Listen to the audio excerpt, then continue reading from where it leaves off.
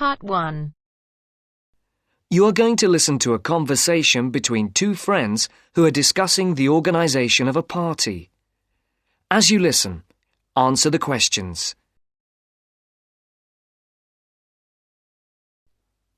First, you have some time to look at questions 1 to 5.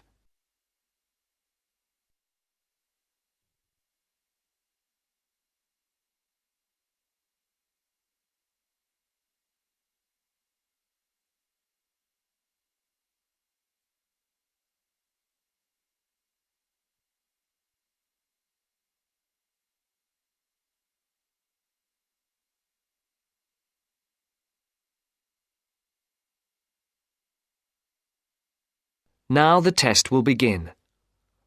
You should answer the questions as you listen, because you will not hear the recording a second time. Listen carefully and answer questions 1 to 5. Hi, Matt. Right on time. Have you been waiting long? 5 minutes. The buses were held up on the high street.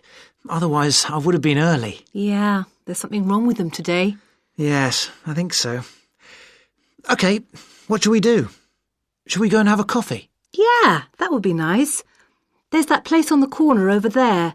It does really nice coffee and cakes and things, and at this time it's usually very quiet, so we'll be able to talk. OK, let's go there then. So, when's the party going to be? Well, it has to be at the end of September, before we all leave for university. We've plenty of time then. We don't go for another 5 weeks, do we?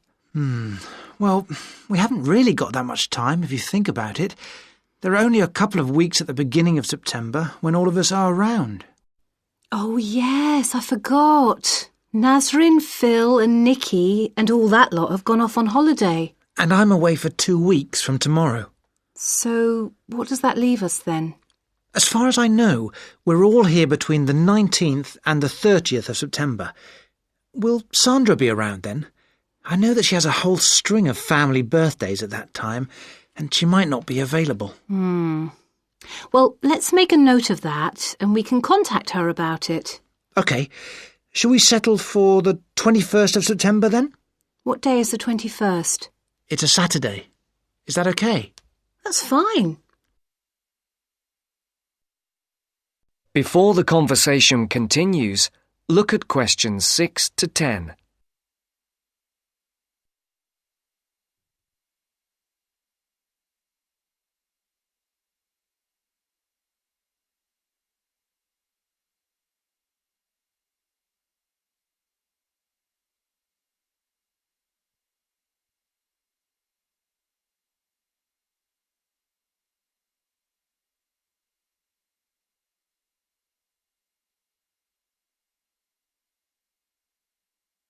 As you listen to the second part of the conversation, answer questions 6 to 10. For these questions, there are 3 alternatives, A, B, and C. Decide which alternative is the most suitable answer and circle the correct letter. And now for the tricky bit. Where are we going to hold it? Well, I spoke to Nikki last week and she volunteered her place as they have a huge house and garden. Oh, fantastic. Will her parents be around? Yeah, I think so, but she said they won't mind. Oh, right. Well, my parents wouldn't like it at all. Nor mine. But is it definite? Yes. When I spoke to her, she said it was definitely on. I'll just have to confirm the dates with her. We thought it would be one weekend in September, so I'll just have to make sure that that one is okay. One thing Nikki suggested, we could have a daytime party, as we could be outside if the weather is fine. Oh, wow. How far out does she live? It's not that far. Do you know where West Road crosses the bridge? Yeah. It's the first house on the right, with that huge drive up to the front door. Oh, right. I know exactly where it is. The road is off the A33 and runs north, then over the bridge and first on the right. I know it. Oh, the place is amazing. You know it has a big swimming pool. Does everyone know where she lives? Most of her friends do, but not all. But it doesn't matter, as we can put this map Nikki sent me in with the invitation. How shall we do the invitation? We can do it on the computer. I can scan the map and we'll put it all onto an A4 page. Is this the address? Can I just write the address down? It's 93 West Road, and I'll take the phone number. It's 477130. Right. There's one other thing. Yes? We're all giving £10 towards refreshments and food. There'll probably be a barbecue. Do you think that's enough? Oh, right. Yeah, that's fine. And everyone will have to help tidy up afterwards, including the boys.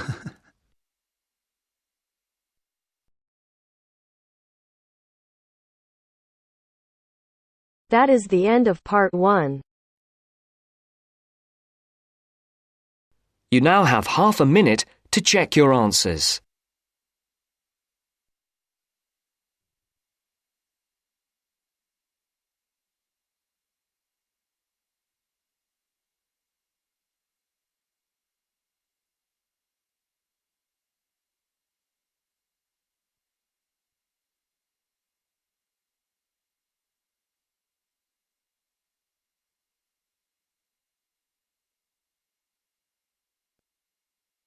Now turns to part 2. Part 2. You will hear a talk about young people living on their own. Listen carefully and answer questions 11 to 12.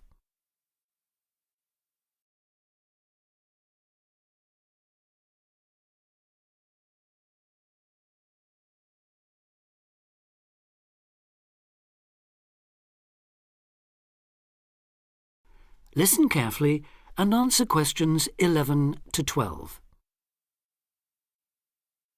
Loneliness is something we all suffer from in varying degrees, but young people living on their own can be particularly vulnerable. Many who leave the family home find they are less confident and have more difficulty in finding their feet than they expected.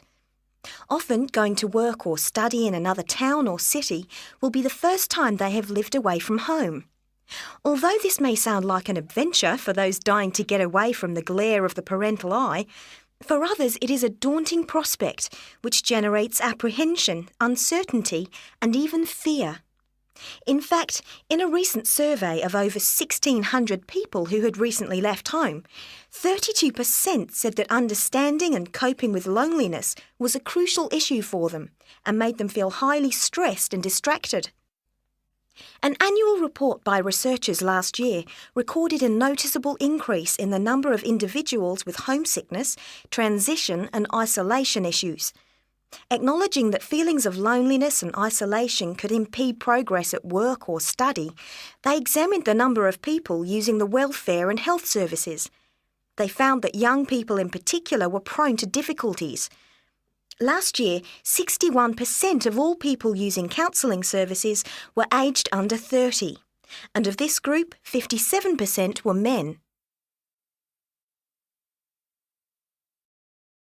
Listen carefully and answer questions 11 to 12.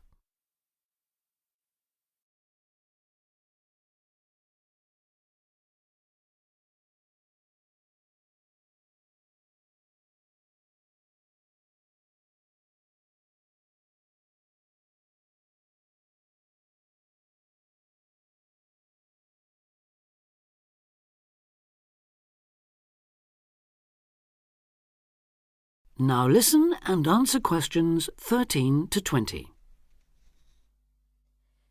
Leaving home involves a major change in lifestyle, work patterns and degree of independence.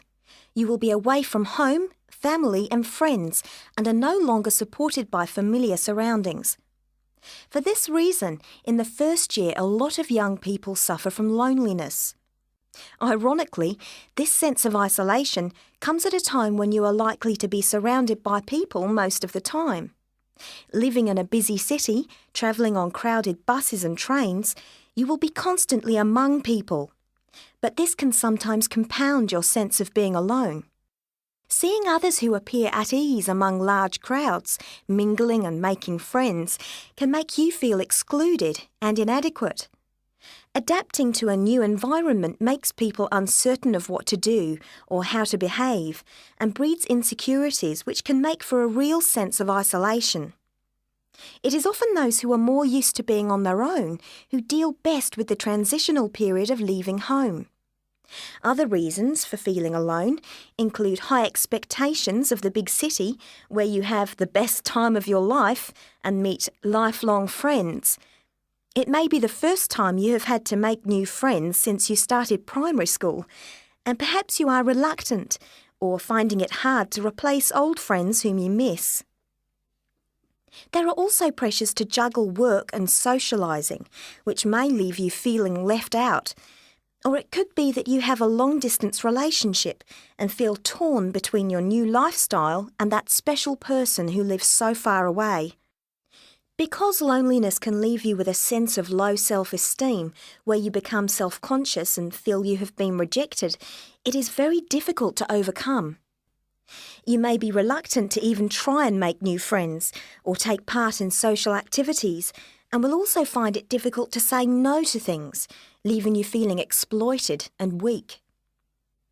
One of the ways of combating loneliness is to remember that it's not your fault, and that it's something everyone has to deal with, despite appearances. Counsellors advise those feeling lonely to speak to someone they know about their feelings. They also ask them to consider joining groups and societies and to get involved in activities which interest them as a way of meeting more people. Of course, overdoing it and jamming your schedule with too many things just to avoid being alone will not work, but meeting others with common interests may be a step forward. If you still feel like you need someone to talk to, you could try group counselling, where you will be able to talk to and receive support from a small number of people with the same difficulties as you. For more information or to be put in touch with an individual counsellor, contact the local town hall support services. That is the end of part 2. You now have half a minute to check your answers.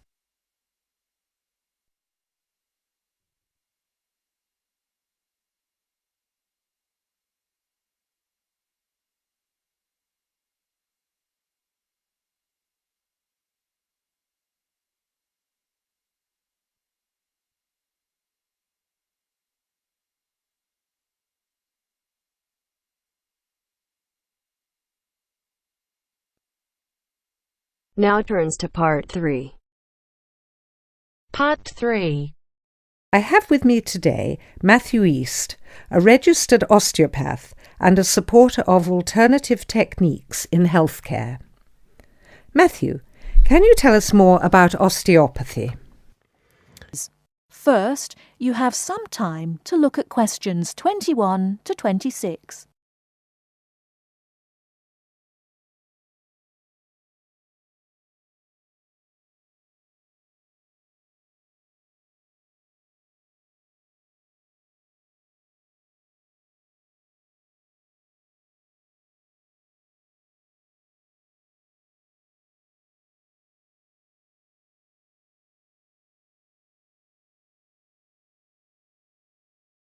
Now listen carefully and answer questions 21 to 26. Over the past 50 years, there have been some radical changes in medicine as it is known in the West. This is largely the result of vast improvements in technology, but also in the rising importance of alternative treatments. I have with me today Matthew East, a registered osteopath and a supporter of alternative techniques in healthcare. Matthew, can you tell us more about osteopathy? Well, perhaps the first thing I should say is that the term alternative is actually a little misleading, as I am referring to approaches and attitudes to health that were in common use long before Western medicine was established. I prefer the term natural. Anyway, I'll begin by telling you a little about osteopathy. Basically, osteopathy is the manipulation of muscles in order to alleviate stresses and tensions that lead to pain. Now, unlike Western medicine, osteopathy considers the whole body, not just the affected area. And this is a very important principle of natural remedies. The whole body must be considered before a course of treatment can be decided upon. You see, the aim of therapies like osteopathy is not only to repair the body, but also to get the body treating itself. And this does not come from treating the symptoms. To give an example, I recently treated a 2-month-old baby who was screaming all day and was even worse at night. The couple had taken the baby to their doctor, but the only advice they were given was that the baby would grow out of it. However, the real problem stemmed from a difficult birth, which put pressure on the baby's neck. After 10 minutes of gentle manipulation, the pressure was released, and within 20 minutes the baby was quiet and calm for the first time. This was achieved without drugs or operations. Avoiding such invasive methods of treatment highlights another of the differences between Western medicine and a more natural approach. You see, Western medicine often uses surgery in order to find a solution to problems that could have been addressed with simple remedies.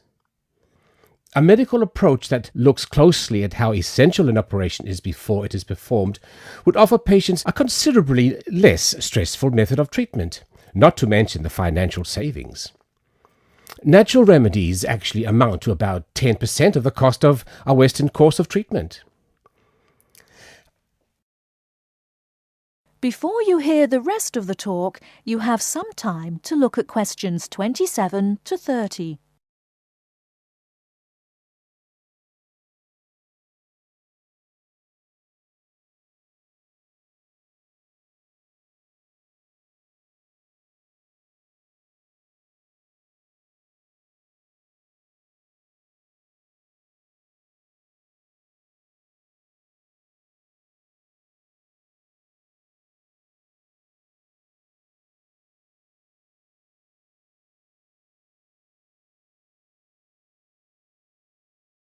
Now listen and answer questions 27 to 30.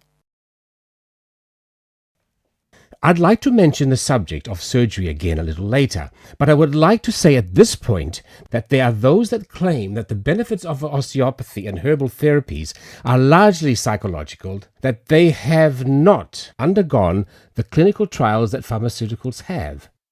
To answer that, you only need to look at the example I gave earlier of the baby that stopped crying less than an hour after treatment, but was obviously far too young to react because of purely psychological factors. Another example can be seen in the successful use of acupuncture in the treatment of animals.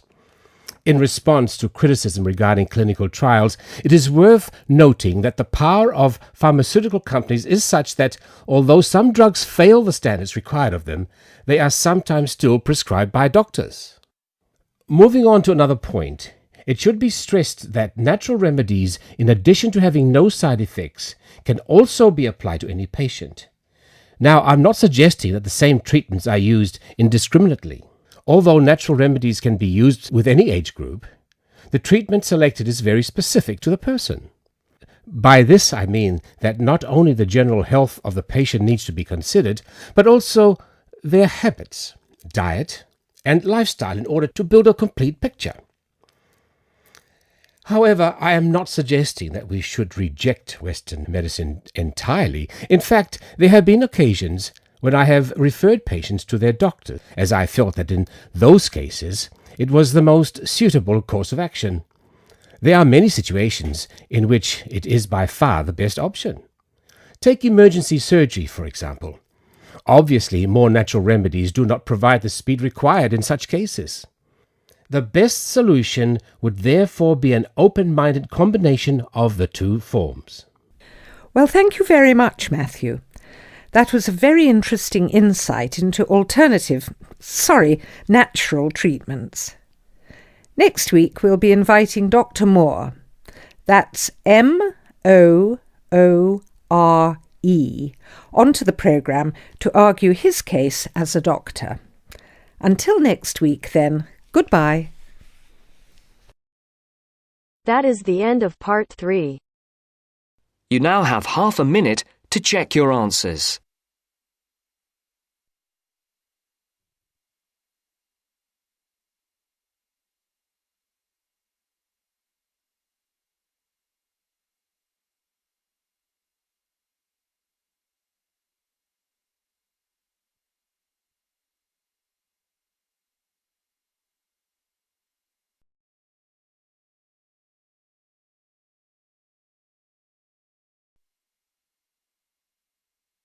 Now turns to Part 4.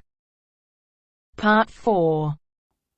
You will hear part of a talk on cat breeds. First, you have some time to look at questions 31 to 40.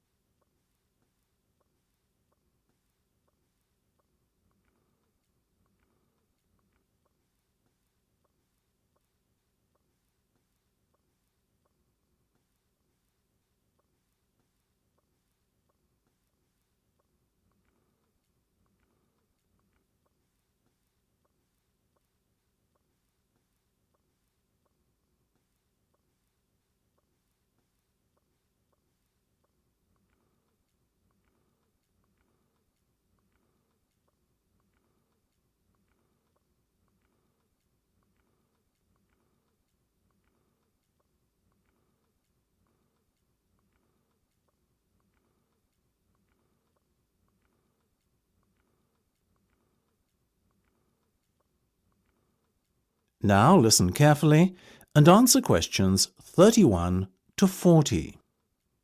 Look at her, ladies and gentlemen. Isn't she beautiful? The Abyssinian is a natural breed of cat which originated in Africa, or more specifically, what is now Ethiopia. Today it is found in much of the surrounding African continent, particularly Somalia. Its head is broad and moderately wedge-shaped, and it has relatively large pointed ears, like the specimen you can see here in front of you. It is typically a reddish colour and is known for the unusual M-shaped marking, which often appears directly above the two eyes. See here. It has a medium-length coat in a sort of ticked pattern, ticked being a term to describe when the hair gets progressively darker from root to tip. There you go, little fellow, well done. Now this gentleman, he is a male, I can assure you, is the Aegean. The Aegean is of Greek origin, as you might have guessed, and is thought to have come from the Cycladic Islands. It's considered to be the only native Greek breed of cat. It is one of the newest and therefore rarest cat breeds, but relatively plentiful throughout Greece.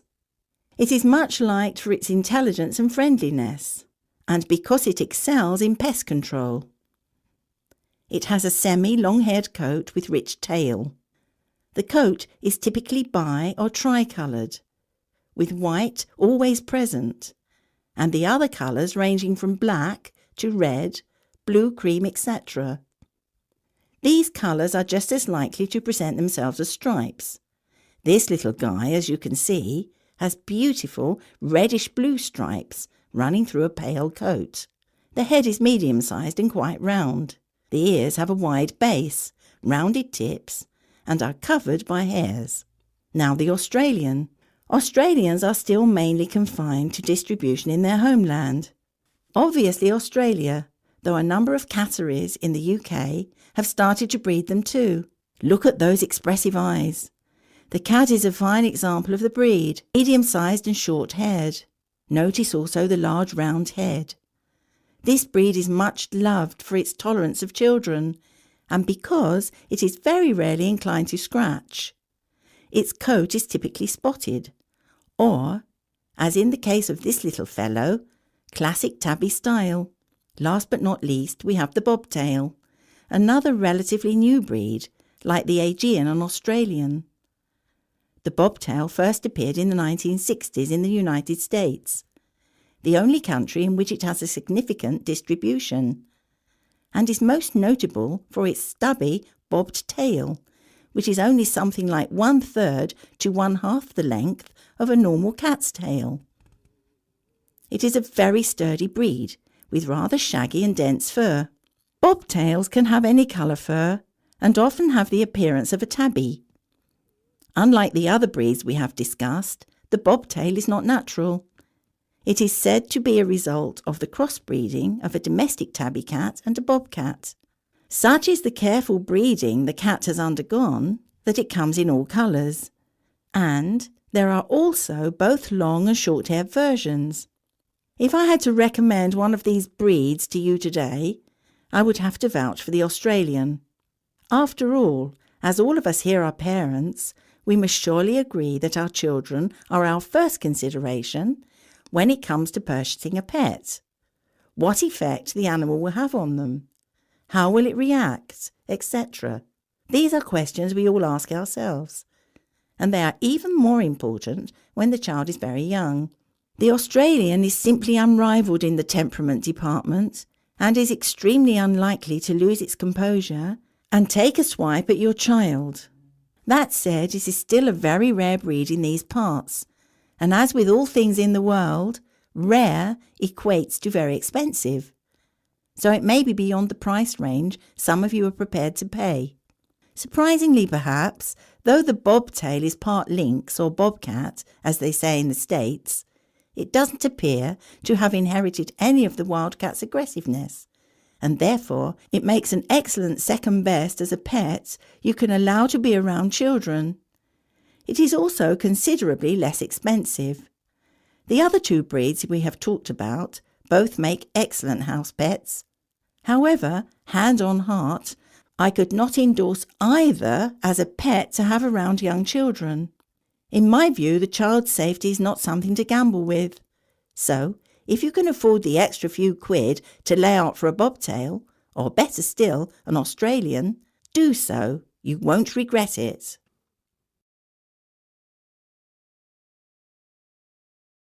That is the end of part 4. You now have half a minute to check your answers.